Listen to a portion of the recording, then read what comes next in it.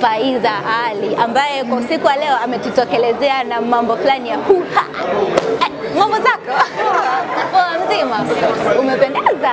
Niambie usiku wa leo kivazi chako hiki kilikuwa inspired na nini? Napenda tu muonekano wa Chinese. Ndio. Ilikuwa siku nyingi tu ndani. Unaweza ukakumbuka ni shingapi kama vile zilikukosta?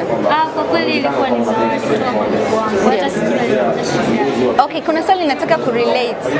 Nimekuona kama uko free, yani hujapaka makeup kabisa usiku wa leo. Okay, na alishakiza na hii movement yake ya free makeup. Hivi vitu viwili vinaingiliana? Hapana. Mimi huwa napenda tu kwa natural sababu huwa na believe kwa natural kwa fresh, young, beautiful.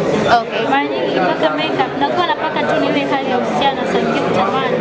Lakini ukikompare nikiwa natural nikiwa na makeup mimi najipendeza zaidi nikiwa natural. Okay, una ushauri gani kwa wasichana ambao wanashindwa kwa confident enough not to walk around without makeup?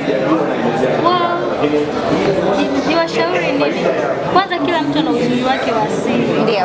Lakini nadhani mara nyingi ni ile kuwa uncomfortable na jinsi ulivyo. Lakini ili uwe comfortable ni ujizoee, ukubali, ujipende. Ndio.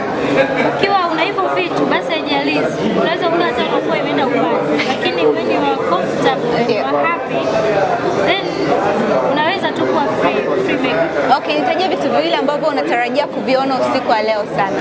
Well, natarajia mapinduzi kwa sababu wengi wanasema kwamba Bongo Movie imekufa baada ya Kanumba.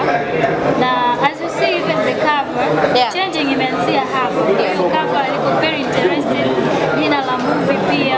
Unategemea kuona kitu kizuri. Okay, nikutakie usiku mwema na enjoy the show. Haya.